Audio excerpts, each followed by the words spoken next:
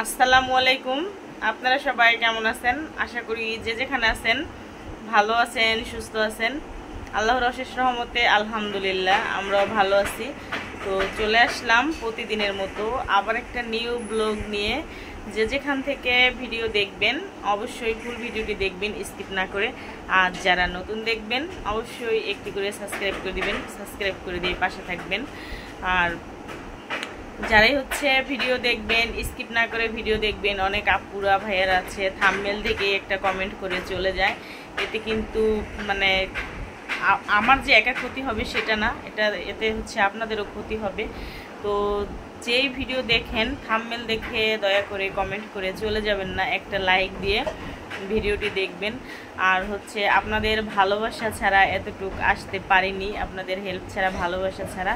তো এভাবেই যেভাবে আপনারা আমাকে ভালোবাসা দিচ্ছেন এভাবে ভালোবাসা দিয়ে পাশে থাকবেন আশা রাখি। সবাই সবার পাশে দাঁড়াবো, সবাইকে সাপোর্ট করব যতটুকু পারি। আর সম্ভবত ইদারিং সারা বাংলাদেশেতেই বৃষ্টির কারণে কারেন্ট থাকে না, মানে 1 ঘন্টা থাকলে আধা ঘন্টা থাকে না। তো আর নেট খুব দুর্বল, খুবই প্রবলেম, এতটা ছোলো মানে চালানো যাচ্ছে না। তো সময় করে ভিডিও দেখে নিব আর সবার পাশে থাকবো। তো এত পরিমাণে বৃষ্টি, বাইরে যাওয়া যাচ্ছে না, মানে অন্ধকার চারপাশে। তো রুমের মধ্যে ভাল লাগতেছে না, বসে আছি। তো ওই জন্য ভাবলাম যে ক্যামেরাটা একটু অন করি, আপনাদের সাথে একটু কথা বলি, হয়তো একটু ভালো লাগতে পারে। তো এই আমার জান্নাত ভাতিজি। সালাম দাও আম্মু, জোরে বলো আসসালামু আলাইকুম। তো জান্নাতের জন্য সবাই দোয়া করবেন। জান্নাতের মানে কি বলবো, জান্নাত ওর আম্মুকে মিস করো? জোরে বলো, ওর আম্মুকে মিস করো? এই ফোনের দিকে তাকিয়ে বলো মিস করো। বলো মিস ইউ আম্মু। নিষ্ঠুর মা, পাষাণ মা, তুমি কোথায় আছো আমাকে রেখে? বলো নিষ্ঠুর মা, পাষাণ মা,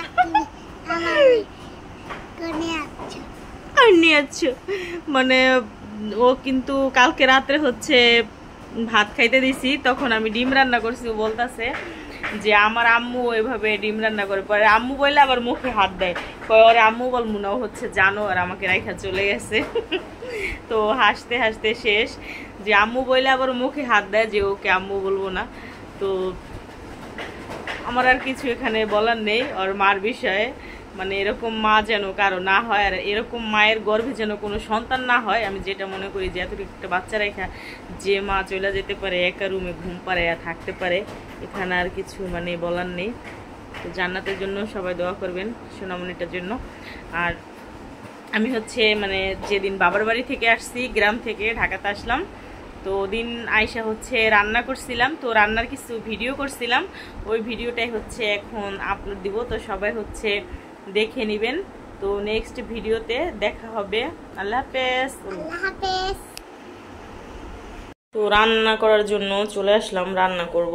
তো ফ্রিজের গোস মাছ যা ছিল সব তো পচে গেছে, আপনাদের সাথে বলছি, শেয়ার করছি। তো ওরকমভাবে ফ্রিজ এখন কিচ্ছু নাই, ফ্রিজ পুরা ধুলধোয়া। তো বাজার করতে হলে একটু সময়ের দরকার, সময় লাগবে। তো আজকে কি রান্না করবো, এর জন্য শাওনকে দিয়ে নিচে থেকে একটা মুরগি আনাইছি, আর ওর তো মুরগি ভীষণ পছন্দ। আর বাড়ি থেকে আসার সময় শাক নিয়ে আসছিলাম, চাল কুমড়া শাক, ওইটা কেটে রাখছিলাম রাত্রে।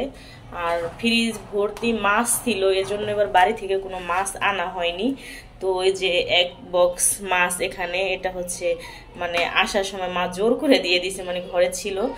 তো এই 1 বক্স মাছই শুধু দিব, আর এই মাছ দিয়ে শাক দিয়ে রান্না করব। তো বেড়াইতে যে মানুষ বলে বেড়াই না ভাতে লাভ নেই, ঠিক এমনই হলো। আরেকবারও বেড়াইতে গেছিলাম, মানে ফ্রিজটা যে হাফ ডাউন করে লাইন, এবার আমি বুঝতেই পারিনি যে এরকম হবে। তো ফ্রিজ একদম এখনো ধোয়া টোয়া খালি, বাজার এখন আবার নতুন করে করতে হবে।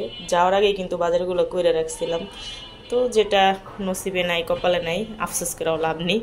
তো ফুল ভিডিওটি দেখবেন স্কিপ না করে, আশা করি। তো মুরগি কাটা হয়ে গেছে, এখন যা রান্না করে রাখবো, আর বক্স করে রেখে দিব। মুরগির গোস্তের তরকারি হচ্ছে বসাবো, পেঁয়াজ ভাজা হয়ে আদা বাটা আমি এই দিব। শাওন যেহেতু জাল খায় না, ভাতে জি আসছে, ও হচ্ছে জাল খায় না, ওদের জন্য মূলত রান্না। হলুদের ফাঁকি, মরিচের ফাঁকি, ধনিয়ার ফাঁকি যা লাগে আর কি। যেহেতু এটা আমার রেসিপি চ্যানেল না, এই জন্য হচ্ছে ওরকমভাবে বলাও হয় না, দেখানো হয় না। কষানো হয়ে গেছে।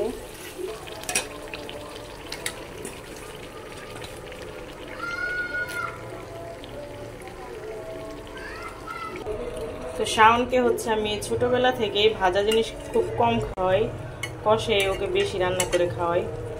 আর একদম সাদা সাদা ঝাল তো শাওন খেতেই পারে না। তো তরকারি হচ্ছে হয়ে গেছে, নামিয়ে ফেলবো। ঝোল রাখিনি বেশি, শাওন ততটা ঝোলও খায় না, ঝালও খেতে পারে না, সাদা তরকারি খায় আর কি। তো হয়ে গেছে।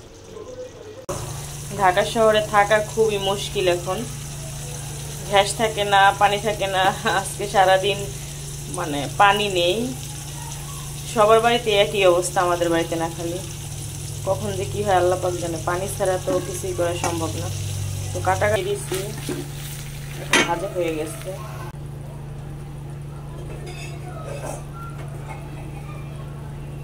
কি মশারি বেচে? ম্যাজিক? হ্যাঁ জান্নাত,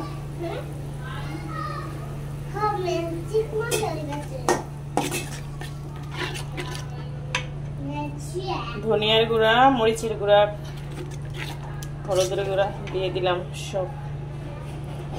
কষানো হয়ে গেছে, মাছগুলো দিয়ে দিব। আর মাছটা হচ্ছে শাক দিয়ে রান্না করবো, ওই জন্য হচ্ছে ভাজলাম না। আর নদীর মাছ তো মানে গন্ধ করে না, ঢাকার পাঙ্গাস হচ্ছে গন্ধ করে, খাওয়া যায় না।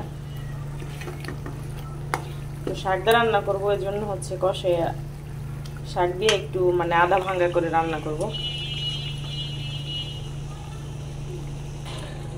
তো ঢাকা যে পাঙ্গাস মাছ কেনা হয় ওটা হচ্ছে শাওনই খায়, শাওনকে ভেজে দিই কড়া করে। আর আমি হচ্ছে খাই না, আমার কাছে কেমন যেন ঢাকার পাঙ্গাস গন্ধ করে। তো আমি হচ্ছে দেশে থেকে মাছ আনাই খাই পাঙ্গাস। তো এবার হচ্ছে আনা হয়নি, যে ফ্রিজে মাছ ভর্তি ছিল, এবারও বাড়ি থেকে পাঠাইছিল।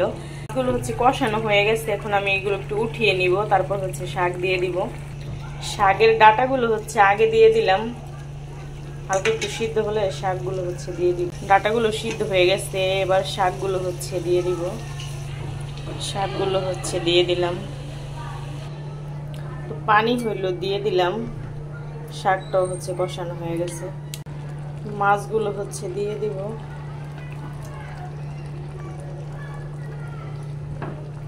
শাক সবজিতে হচ্ছে মানে একটু জালটা বেশি লাগে, সবুজ থাকে। তো ঘ্যাস হচ্ছে এভাবে কইমা যাবো ভাবতে পারিনি, তাহলে হচ্ছে এখন বসাইতাম না, পরে বসাইতাম। যে যেখান থেকে ভিডিওটি দেখবেন স্কিপ না করে হচ্ছে ফুল ভিডিওটি দেখবেন। অনেকে হচ্ছে ভিডিওতে আইসা মানে থাম্বনেল দেখেই কমেন্ট করে চলে যায়, ভিডিও আর দেখে না, যে থাম্বনেল দেখেই তারা হচ্ছে কমেন্ট করে চলে যায়। এতে কিন্তু যে আমার একা ক্ষতি হবে তা না, এটাতে কিন্তু আপনারা যেমন ক্ষতি হবে আমারও তেমন ক্ষতি হবে। তো দয়া করে হচ্ছে কেউ স্কিপ না করে ফুল ভিডিওটি দেখবেন, স্কিপ করবেন না যদি দেখার ইচ্ছে হয় আর কি। আর থাম্বনেল দেখা কমেন্ট করে চলে গেলেন বা একটু দেখা কমেন্ট করে চলে গেলেন, আপনারও ক্ষতি, এতে আমারও ক্ষতি। তো যে শাক তরকারি হচ্ছে হয়ে গেছে, আর একটু হবে। তরকারি হয়ে গেছে, শাক দিয়ে মাছ দিয়ে রান্না করলে হচ্ছে ঝোল রাখতে হয় না, তাহলে খেতে হচ্ছে স্বাদ হয় না।